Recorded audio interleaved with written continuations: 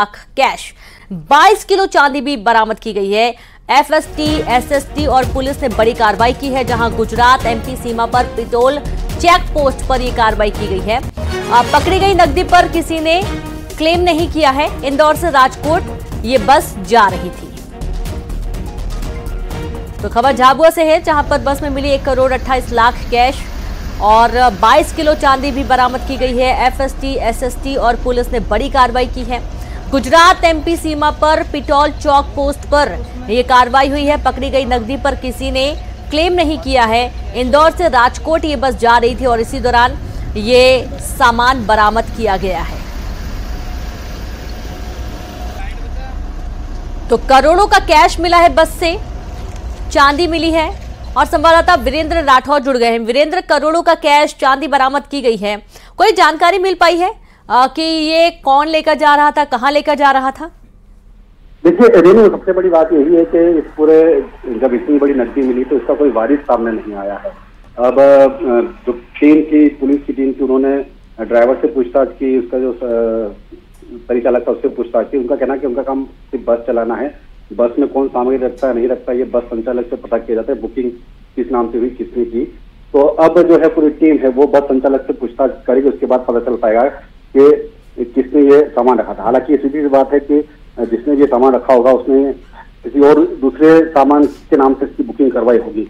और जब ये पिटोल बॉर्डर पे बस पहुंची, जब यहाँ पर चुनाव आयोग की टीम ने और पुलिस ने इसकी जांच की, तब ये बड़ी मात्रा में जो नकदी है और करीब 22 किलो चांदी इस बस से बरामद की गई।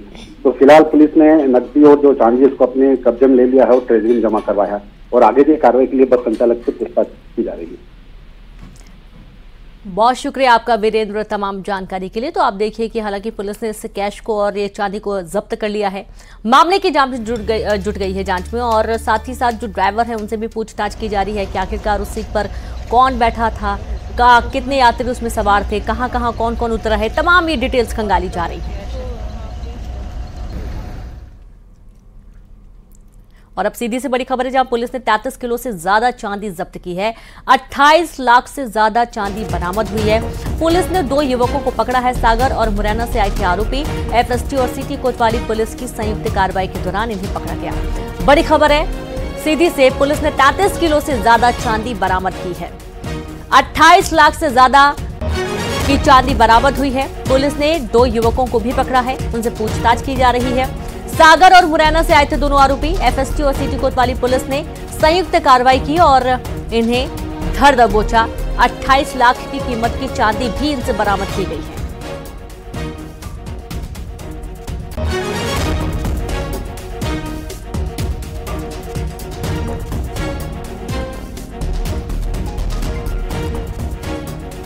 तो बड़ी खबर आपको दे रहे हैं सीधी से, जहां पर एक बड़ी सफलता पुलिस को हाथ लगी है। पुलिस ने 33 किलो से ज्यादा की चांदी जब्त की है। और आप ये देखिए कि लगातार इस समय जो वाहन चेकिंग अभियान पुलिस चला रही है, उससे कहीं कैश बरामद हो रहा है, कहीं गोल्ड बरामद हो रहा है। और अब आप ये देखिए कि 28 लाख से ज्यादा की चांदी मिली है। सागर और मुरैना से 2 आरोपी आए थे और दोनों ही आरोपियों को हालांकि पुलिस ने गिरफ्तार भी कर लिया है। एफएसटी और सिटी कोतवाली पुलिस ने संयुक्त कार्रवाई के दौरान बड़ी मात्रा में चांदी बरामद की है और साथ ही 2 आरोपियों को भी पकड़ लिया है।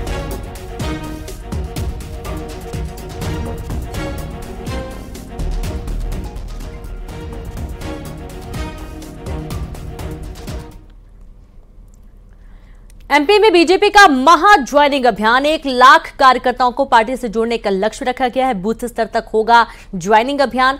CM doctor Mohan Yadav, BD Sharma सहित कई पदाधिकारी और बूथ अध्यक्ष कराएंगे ज्वाइनिंग का, जहां कई दिग्गज नेता ले सकते हैं बीजेपी की सदस्यता। तो बड़ी खबर आपको दे रहे हैं, एमपी में बीजेपी का महा ज्वाइनिंग अभियान, 1 लाख कार्यकर्ताओं को पार्टी से जोड़ने का लक्ष्य रखा गया है। बूथ स्तर तक होगा ज्वाइनिंग अभियान। CM doctor Mohan Yadav, BD Sharma सहित कई पदाधिकारी और बूथ अध्यक्ष ज्वाइन करवाएंगे। कई दिग्गज नेता भी ले सकते हैं बीजेपी की सदस्यता।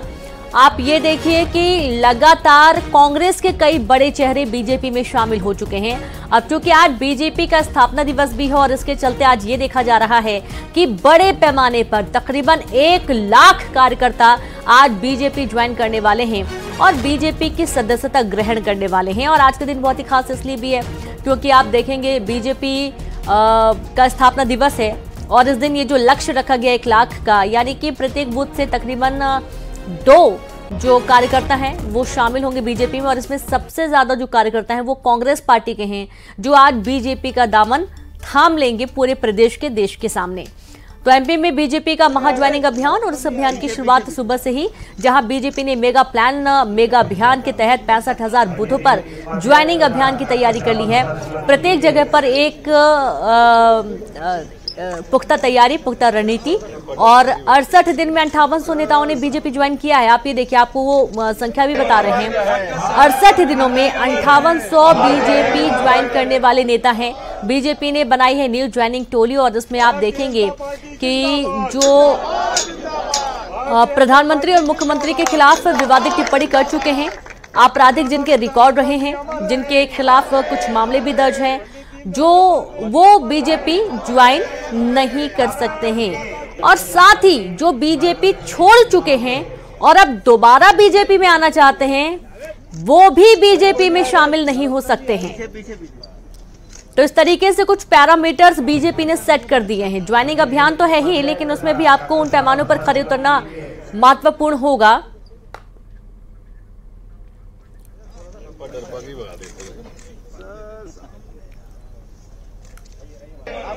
और चलिए सीधे शुरू करेंगे। बीजेपी प्रवक्ता शिवम शुक्ला और साथ ही कांग्रेस प्रवक्ता राम पांडे जी जुड़ गए। तो सबसे पहले तो बहुत स्वागत है आप सभी का हमसे जुड़ने के लिए, खास बातचीत के लिए। तो शिवम जी, सबसे पहले आपके पास आते हैं। बीजेपी मेगा ज्वाइनिंग प्लान तैयार की हुई है, और आज वो खास दिन है जब बीजेपी का स्थापना दिवस था, और आज ज्वाइन करवाया जाएगा तकरीबन 1 लाख कार्यकर्ताओं को। और सुबह हमारी पंकज जी से बात हुई, उनका ये कहना था कि प्रत्येक बूथ से तकरीबन 2 कार्यकर्ता जरूर होंगे, और इनमें से ज्यादातर कार्यकर्ता कांग्रेस पार्टी के हैं जो बीजेपी में शामिल हो रहे हैं। देखिए, स्वाभाविक तौर पर आज पार्टी का स्थापना दिवस है। भारतीय जनता पार्टी ने अपनी स्थापना के बाद से आज तक अपने कार्यकर्ताओं के समूह में अपने वैचारिक धरातल पर लगातार उत्तरोत्तर वृद्धि की है, और स्वाभाविक तौर पर आज हमारे सामने यह अवसर था कि जबकि पूरे देश राममय और मोदीमय हो चुका है, देश का प्रत्येक नागरिक आज अपनी आकांक्षा को समझ रहा है, राष्ट्र को आगे ले जाने के संकल्पों को हमारे सहभागिता सुनिश्चित करना चाहता है। ऐसे स्थिति में अन्य राजनीतिक दलों की जो कार्य भावना है, कार्य पद्धति है, जिस प्रकार की मानसिकता और विचारधारा को लेकर के वो आगे बढ़ रहे हैं, उससे त्रस्त होकर के बड़ी संख्या में आज उनके नेताओं कार्यकर्ताओं ने अपनी पार्टी का तिरस्कार और त्याग किया है और हमारे दल के साथ जुड़ने जा रहे हैं। भारतीय जनता पार्टी विगत लगभग 2 माह से अपना यह सदस्यता अभियान अनवरत जारी रखे हुए है, जिसमें बड़ी संख्या में हमारे यहाँ पर कांग्रेस के तकरीबन 25,000 से ज्यादा कार्यकर्ता पूर्व में ही सदस्यता ले चुके हैं। और आज हमने संकल्प के साथ हमारे पार्टी के बूथ स्तर तक की ज्वाइनिंग करने की रणनीति हम लेकर के उतरे। मध्य प्रदेश में तकरीबन 65,000 बूथ हैं, और प्रत्येक बूथ पर हम इस कामना को लेकर के आगे बढ़ रहे हैं कि कम से कम 2 कार्यकर्ताओं की ज्वाइनिंग कराई जाए, 2 नए कार्यकर्ता बनाए जाएं, और विशेषतः कांग्रेस के जो कार्यकर्ता पार्टी से क्षुब्ध हैं, जो कांग्रेस की कार्य पद्धति और विचारधारा को त्याग करके आज इस राष्ट्रवादी संगम में अपने आप को विलय करना चाहते हैं, उनको हम पूरे हृदय भाव के साथ, पूरे मनोभाव के साथ अपने संगठन में जोड़ रहे हैं, और इसी रणनीति के तहत हम आगे बढ़ रहे हैं। बिल्कुल बिल्कुल। राम पांडे जी भी हमारे साथ जुड़े हैं। राम पांडे जी, बहुत स्वागत है आपका। जैसा कि आप देख पा रहे हैं, ज्यादातर कांग्रेसी कार्यकर्ता ही हैं जो बीजेपी ज्वाइन कर रहे हैं, और आज भी एक लंबी फहरिस्त है इनकी। एक तरीके से यह भी समझा जा रहा है कि कांग्रेस अपने कार्यकर्ताओं की कद्र नहीं कर रही है, या उनको अपने पास रख नहीं पा रही, जैसा कि लगातार बीजेपी आरोप लगाती रही है, और कहीं ना कहीं मानसिक जो उनकी भावनाएं रहती हैं वो कई बार आहत हो चुकी हैं जब कांग्रेस की सरकार रही है। तो ऐसा क्यों सर कि लगातार कांग्रेसी अब बीजेपी ज्वाइन कर रहे हैं? जी, 2004 से 2014 के बीच में केंद्र में कांग्रेस की सरकार थी। मुझे एक नाम बताइए कि कोई कांग्रेस छोड़कर गया हो, कोई नेता कार्यकर्ता। आज छिंदवाड़ा से भारतीय जनता पार्टी में कांग्रेस के 1 लाख कार्यकर्ता जा रहे हैं, ऐसा भारतीय जनता पार्टी का कहना है। प्रदेश में 55 जिले हैं, तो कम से कम 55 लाख तो कार्यकर्ता कांग्रेस के पास है ना। और एक कार्यकर्ता 5 वोट भी लाता है तो 2.5 करोड़ से ज्यादा हो रहे हैं, और 2.5 करोड़ से ज्यादा वोट मिलने का मतलब कांग्रेस 29 लोकसभा सीटें जीत रही है। मतलब एक लोकसभा के ही तो ले जा रहे हैं, बाकी 54 लाख तो कार्यकर्ता हमारे पास हैं। फिर अभी भारतीय जनता पार्टी के प्रवक्ता ने कहा 25,000 लोग आ चुके हैं। आपने बताया था कि पिछले 68 दिन में 5800 लोग आ चुके हैं। जी, उसके पहले बताया गया था कि सिंधिया जी के साथ 70,000 लोग ग्वालियर के कांग्रेस में बीजेपी में जा चुके हैं। ग्वालियर से कांग्रेस के बीजेपी में 70,000 लोग जाते हैं और उसके बाद महापौर का चुनाव होता है ग्वालियर में, कांग्रेस पार्टी जीत जाती है। 70,000 कार्यकर्ता कांग्रेस के बीजेपी में जा रहे हैं और महापौर कांग्रेस जीत रही है। तो इसका मतलब ग्वालियर में आप समझ सकते हैं कि कांग्रेस के पास कितने कार्यकर्ता होंगे। फिर जहां सिंधिया जी रहते हैं, अभी विधानसभा में मध्य प्रदेश में भारतीय जनता पार्टी 163 सीट जीती थी। सिंधिया तो अभी मध्य प्रदेश में सबसे बड़े नेता माने जाते हैं जो कांग्रेस से बीजेपी में गए हैं। सबसे ज्यादा ये बताया गया था कि सिंधिया जी की विधानसभा से कांग्रेस के नेता बीजेपी में गए। अभी 163 सीट बीजेपी जीत रही है और सिंधिया जी अपनी विधानसभा हार चुके हैं, ग्वालियर पूर्व विधानसभा, जहां से कांग्रेस के सतीश सिकरवार विधायक हैं जी। तो ये जो सारे आंकड़े हैं ये अपने आप में बताते हैं कि भारतीय जनता पार्टी कितना झूठ बोलती है।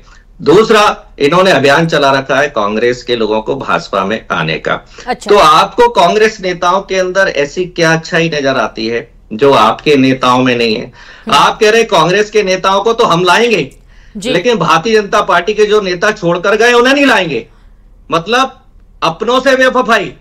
राम पांडे जी, बहुत सही विवरण आपने दिया है, बहुत सही विवरण आपने दिया है। शिवम जी भी सुन ही रहते। थोड़ा रुक करेंगे हम छिंदवाड़ा। कभी हमारे साथ राजेश करमेली जी जुड़ गए। राजेश जी, सक्सेना साहब ने हाल ही में बीजेपी ज्वाइन कर लिया, कमलनाथ के काफी करीबी थे। एक समय वो भी था जब कमलनाथ जी उनके लिए एक सीट छोड़ चुके थे, और अब क्या परिस्थिति बनी कि उनको बीजेपी ज्वाइन करना पड़ा, अचानक से कांग्रेस से दिक्कत हो गई? देखिए, ये लगभग 15 दिन से 20 दिन पहले का घटनाक्रम है। उनका जो पुत्र है अजय सक्सेना, उन्होंने बीजेपी ज्वाइन की। बीजेपी ज्वाइन करने की खास वजह ये थी कि लंबे समय से उनके जो यहाँ के बीजेपी के जिलाध्यक्ष रहे हैं, खासतौर पे बंटी विवेक साहू जो अभी मैदान में, उनसे पारिवारिक संबंध भी है, समय समय पर ये बातचीत सामने भी आ चुकी है। विधानसभा चुनाव में ये कयास लग रहे थे कि कांग्रेस की सरकार बनेगी और इस वजह से उनके पुत्र जो है वो थमे हुए थे। अभी जब उन्हें नजर आया तो उनके पुत्र चले गए बीजेपी में। इसके बाद जो है उनका दूसरा पुत्र जो है वो कांग्रेस में, लेकिन दीपक सक्सेना पर लगातार जो पुत्र अजय सक्सेना जो गए हैं उन्होंने लगातार दबाव बनाया। इसके अलावा 3 मंत्री और मुख्यमंत्री स्वयं उनके निवास पर पहुंचे थे रोहना में, और उसके बाद उन पर कहा गया उनसे कि आप ज्वाइन करिए। लगातार ये प्रेशर कार्यकर्ताओं का भी उन पर रहा है, चूंकि काम नहीं हो रहे हैं। नगर निगम पूरी तरह ठप पड़ा हुआ है, कांग्रेस का नगर निगम है, जिला पंचायत कांग्रेस का है, लेकिन काम नहीं हो पा रहे। और ये एक बड़ी वजह है कि कांग्रेस के जो कार्यकर्ता है, जो पदाधिकारी है, वो शिफ्ट कर रहे हैं। यही वजह थी कि दीपक सक्सेना और अजय सक्सेना को ये लगा कि कहीं राजेश, मुख्यमंत्री इस वक्त क्या कुछ कह रहे हैं वो भी सुनते हैं।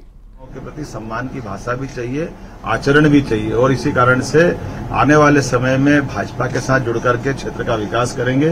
बहुत सुयोग्य व्यक्तित्व है, 6 बार चुनाव लड़ चुके और आज 6 अप्रैल हमारे स्थापना दिवस है, और ऐसे में लंबे समय से अपनी एक विशेष पहचान बनाने वाले श्रीमान रामलाल मालवीय जी, आपका पार्टी में स्वागत है। आपके विकास के सपनों को सरकार पूरी मदद करेगी, आपके कदम से कदम मिला करके भाजपा की पूरी रचना बनेगी, और आपके माध्यम से हम आसन्न जो लोकसभा चुनाव है उसमें भारी बहुमत से जीतेंगे।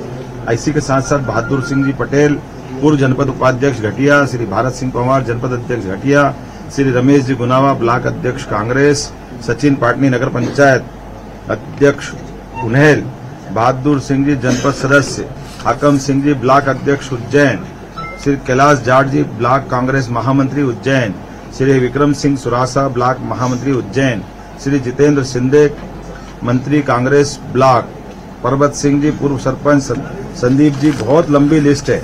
सभी मित्रों का मैं स्वागत करता हूं, और भाजपा के परिवार में आने के आधार पर खास करके आज का दिन बहुत पवित्र है। आज पार्टी की स्थापना दिवस है।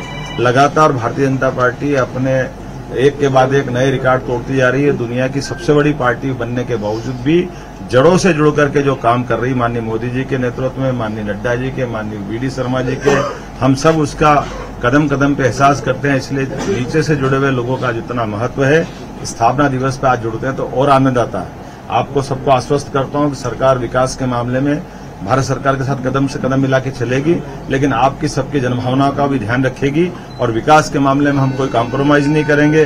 गरीब, महिला, युवा, किसान सभी वर्गों के लिए समान रूप से काम करने के लिए हमने संकल्प लिया है। एक बार फिर मैं आपको इस परिवार में स्वागत करता हूँ। और सभी मीडिया के मित्रों का भी धन्यवाद। तो देखिए, आप सुन रहे थे मुख्यमंत्री डॉक्टर मोहन यादव को, जिन्होंने जो बीजेपी ज्वाइन करने जा रहे हैं उनका गर्मजोशी के साथ स्वागत उन्होंने करते हुए नजर आए। और साथ ही साथ आज मध्य प्रदेश के स्थापना दिवस के खास मौके पर एक बड़ा ये मेगा प्लान है बीजेपी का, और उस दौरान की हमने आपको कुछ तस्वीरें भी दिखाई हैं जब बीजेपी फुल तैयारी में है, और ये तैयारी कहीं ना कहीं कांग्रेस के लिए भारी पड़ती हुई नजर आ रही है। और चलिए एक बार रुक करेंगे हम राजेश का, क्योंकि राजेश कुछ विवरण बता रहे थे छिंदवाड़ा का। छिंदवाड़ा रुक करते हैं। Rajesh, over to you.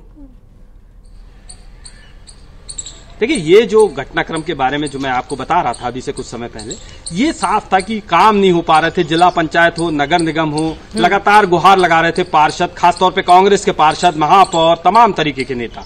इसके बाद इन लोगों ने रुख किया कि बीजेपी की तरफ जाया जाए, चूंकि दीपक सक्सेना एक बेहतर माध्यम हो सकते थे। उसका कारण ये है कि उनका पुत्र अजय सक्सेना पहले ही चले गए थे। इसके बाद जो मंत्री 3 से 4 मंत्री उनके निवास पहुंचे, मुख्यमंत्री स्वयं उनके घर गए, तो ये एक आशा की किरण जगी कि काम होने लग जाएंगे, सारी चीजें व्यवस्थित चल जाएगी। और एक बड़ी वजह थी कि उन्होंने कमलनाथ का साथ छोड़ना उचित समझा। हालांकि पूर्व मुख्यमंत्री कमलनाथ ने अपनी सभाओं में अभी साफ तौर पे कह दिया है कि छिंदवाड़ा का कोई काम नहीं रुकेगा, उन्हें काम करवाना आता है। बिल्कुल राजेश जी, अब रोकना चाहेंगे आपको। अब सीधे रुक करेंगे हम शिवम जी के पास। शिवम जी, सबसे पहले तो जैसे कि आप बोल रहे थे कि राम में पूरा देश है, मोदी में पूरा देश है, बिल्कुल सही कहा आपने। लेकिन बीजेपी क्यों कांग्रेस में होती जा रही है, पहला सवाल। और दूसरा सवाल ये भी है कि क्यों ये जरूरत आन पड़ती है कि दीपक सक्सेना जी के पास मुख्यमंत्री को भी जाना पड़ता है। और जैसा कि अभी राजेश जी को आप सुन रहे थे, जोर दिया गया काफी उन पर कि वो बीजेपी ज्वाइन करें। देखिए, सबसे प्राथमिक चीज यह है कि भारतीय जनता पार्टी तो सदैव चाहती है कि बड़ी संख्या में लोग, अन्य राजनीतिक संगठनों को लोग भी हमारे विचार को आत्मसात करें। आज जब हमें उसमें सफलता अर्जित कर रहे हैं तो हम तो इसको एक उपलब्धि की तरह देखते हैं। यहाँ पर हर कार्यकर्ता के लिए स्थान है। जो भी व्यक्ति यहाँ पर आता है विचार के साथ जुड़ता है, और विचारधारा का जब विस्तार होता है तो स्वाभाविक तौर पर दल भी मजबूत होता है। ये सबसे प्राथमिक चीज है। लेकिन विचार के साथ जबरिया जोड़ा जाता है, ये भी कांग्रेस ने पहले कई बार आरोप लगाए हैं। अब मैं बिल्कुल बताता हूं। और जो लोग जुड़ रहे हैं, कांग्रेस उनको कचड़ा बताती है, लेकिन हम प्रत्येक व्यक्ति की जो अस्मिता है, उनका जो योगदान है, उनकी जो अपने क्षेत्र में पकड़ है, उनकी जो जनता के बीच में स्वीकारिता है, उसको चाहते हैं कि वो हमारे संगठन के साथ जुड़े, हमारे विचार के साथ जुड़े। दीपक सक्सेना जी हो, अजय सक्सेना जी हो, छिंदवाड़ा में उनका प्रभाव है। और हम चाहते हैं कि जब हम छिंदवाड़ा की सीट जीतने के लिए हर संभव प्रयास कर रहे हैं, वहां पर हमारे संगठन के कार्यकर्ता मेहनत कर रहे हैं, तो स्वाभाविक तौर पर अगर कोई प्रभावशाली व्यक्तित्व हमारे साथ जुड़ता है तो हमारे संगठन को मजबूती प्रदान करने वाली स्थिति होती है। कांग्रेस पार्टी जिन लोगों को कचरा बता करके, जिन लोगों के बारे में अनाप शनाप बयानबाजी करके उनको तिरस्कृत और कहीं ना कहीं हाशिए पर डालती है, वहीं भारतीय जनता पार्टी हर व्यक्ति की उनकी उपयोगिता, उनकी महत्ता के अनुरूप अपने साथ जोड़ते हुए अपने संगठन तंत्र को मजबूत करने का काम करती है। और यही कारण है कि आज विभिन्न राजनीतिक संगठनों से तमाम नेता कार्यकर्ता हमारे दल में आ रहे हैं कि उनको संभावनाएं नजर आती है कि अगर राष्ट्र निर्माण में, अपने क्षेत्र के विकास में, अपनी जो एक देश की भावना है उसको आगे बढ़ाने के लिए ज्यादातर कांग्रेस के नेता दल में आए हैं। राम पांडे जी का रुख करते हैं। राम पांडे जी, अब जैसा कि आपने सुना भी, राजेश जी जो बता रहे थे, छिंदवाड़ा की राजनीति आप तो बखूबी जानते ही हैं, लेकिन वही वाली बात है कि नगर निगम में परेशानी हो रही है नेताओं को, जो कार्यकर्ता हैं, खासतौर पर कांग्रेस के जो नेता हैं, लीडर्स हैं। अब अगर ये दिक्कतों का सामना उनको करना पड़ेगा, फिर कोई एक ऐसा मजबूत चेहरा, मजबूत हाथ आएगा कि उनको हाथ पकड़ के अपनी पार्टी में ले जाने के लिए तैयार है, तो अवसरवादी राजनीति तो होती ही है, तो जाहिर सी बात है वो क्यों नहीं जाएंगे जब उनको अच्छे मौके मिलेंगे। जी, राजेश जी ने एक बहुत अच्छी बात कही थी कि सत्ता कांग्रेस की आने के चांसेस पूरे थे। और जितने भी सर्वे जो बताए जा रहे थे वो कांग्रेस के बारे में बताए जा रहे थे कि कांग्रेस 150 से ज्यादा सीटें जीतेगी, करीब 163 जीतेगी, और भारतीय जनता पार्टी 66 सीटें जीतेगी। ये सारे सर्वे भारतीय जनता पार्टी के भी सब थे। लेकिन ऐसा कुछ हुआ कि कांग्रेस और भारतीय जनता पार्टी के नंबर आपस में बदल गए। कांग्रेस 66 पर रह गई और भारतीय जनता पार्टी 163 पर पहुंच गई। उसके पहले दीपक सक्सेना जी बीजेपी में नहीं गए। उसके पहले छिंदवाड़ा के 1 लाख कार्यकर्ता बीजेपी में नहीं गए, क्योंकि कांग्रेस की सरकार बनने वाली थी। और 1 लाख कार्यकर्ता सारे एक साथ कांग्रेस ने छिंदवाड़ा के प्रताड़ित कर दिए। दीपक सक्सेना जी स्वयं कह रहे हैं कि कमलनाथ जी से मुझे कोई शिकायत नहीं है। और छिंदवाड़ा के नेता, मध्य प्रदेश के नेता कमलनाथ जी हमारे सर्वमान्य नेता है, और दीपक सक्सेना जी जाने के पहले कह रहे हैं मुझे उनसे कोई शिकायत नहीं। तीसरी बात यह है कि मध्य प्रदेश में यदि विपक्ष का कोई पार्षद जीत जाता है, विपक्ष का महापौर जीत जाता है, तो उसे काम नहीं करने दिया जाता या उसे अविश्वास प्रस्ताव के तहत हटा दिया जाता है। जैसे छिंदवाड़ा की मैं बात करूं छिंदवाड़ा के महापौर से हमारे प्रदेश अध्यक्ष जीतू पटवारी जी ने बात की कि भाई कैसा है, कोई परेशानी तो नहीं है। तो उन्होंने बताया कि मुझे भारतीय जनता पार्टी अविश्वास प्रस्ताव लाकर हटा रही है, और विधायकों को जब 50 करोड़ में खरीद लेती है तो पार्षदों के लिए तो बहुत छोटी बात है भारतीय जनता पार्टी को अपनी पार्टी में मिलाना। तो अब उनकी महापौरी जाने वाली थी। कांग्रेस पार्टी ने एक ऐसे कार्यकर्ता कुल मिला के आप ये कहना चाह रहे हैं कि एक दबाव की राजनीति रही है। और एक छोटा सा रिएक्शन लेना चाहेंगे हम शिवम जी से। शिवम जी, ये आरोप लगातार कांग्रेस और अन्य राज्यों की जो क्षेत्रीय पार्टियां हैं वो भी और दूसरी पार्टियां वो भी ये हमेशा आरोप लगाती आ रही हैं बीजेपी पर कि ये एक दबाव की राजनीति जो शुरू की है इन्होंने, ये एक समय के बाद इनके ऊपर भी भारी पड़ने वाली है, क्योंकि आने समय में बदलाव जरूर होगा, राजनीति में भी बदलाव होगा, लेकिन अभी जो प्रेशर पॉलिटिक्स कर रही है बीजेपी वो किसी भी तरीके से जनता के हित में नहीं है।